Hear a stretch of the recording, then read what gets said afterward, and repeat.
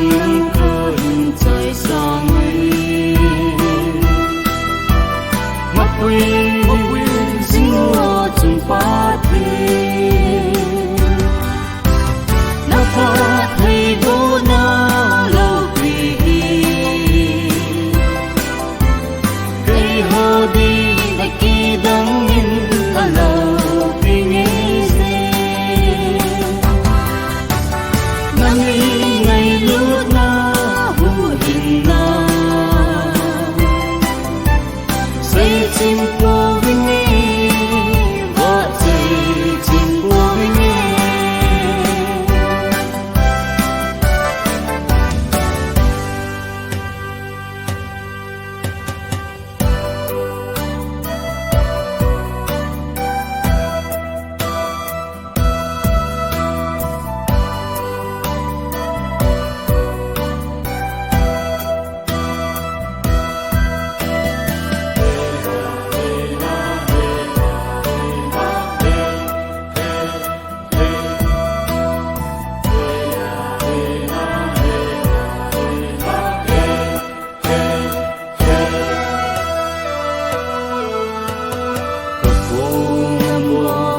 xem sợi đình ngây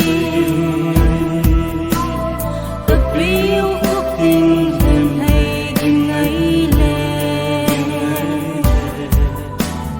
cặp cô ngắm bom có xem sợi đình ngây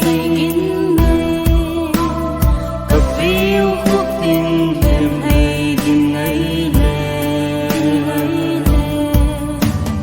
ôm phi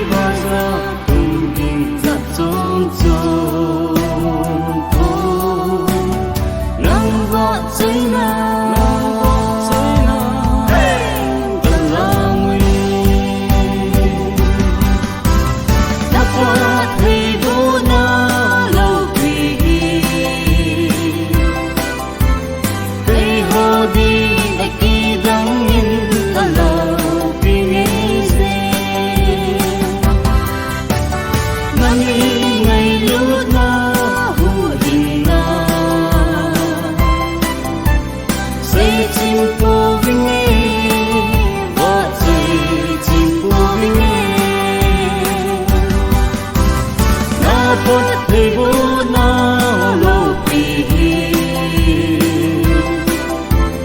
đi hồ đi là kỳ đắng nhìn ở lâu vì nghe dê năm đi ngày lúc na hù hình na xây chim cô với nghe vợ xây chim cô với nghe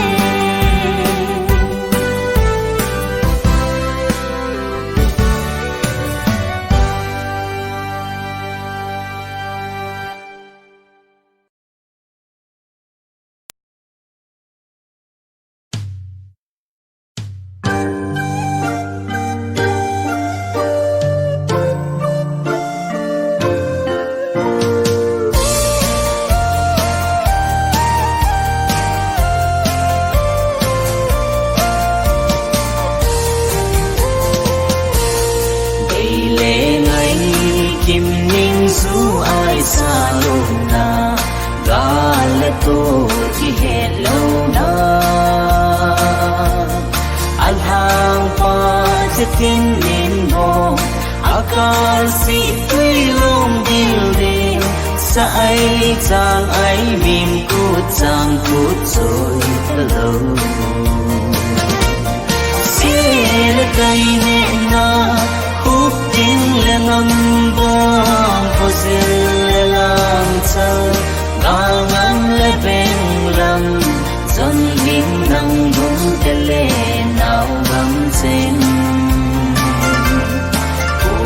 lại ba và tin xa thế muốn tin chán sẽ gió linh lấy gió thao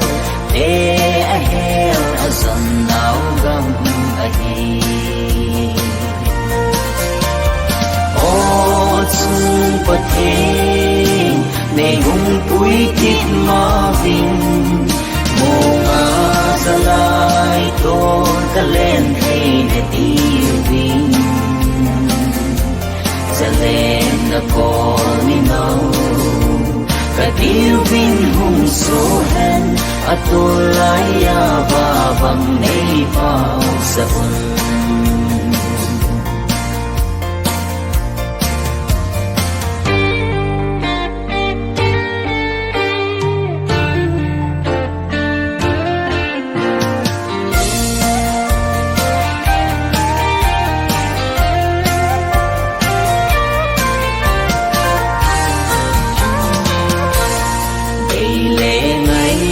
Kim Ninh du ai xa lâu na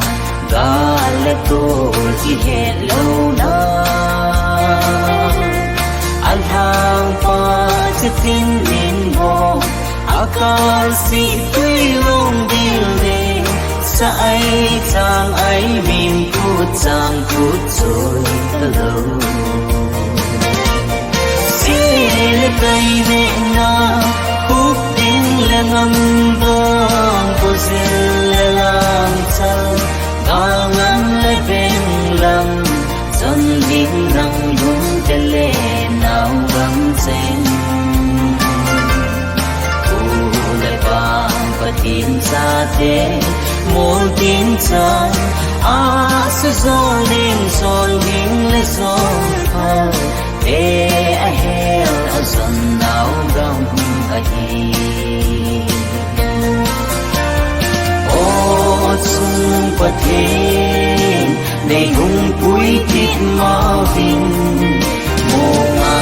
ra lại tô ta lên thì nè đi vinh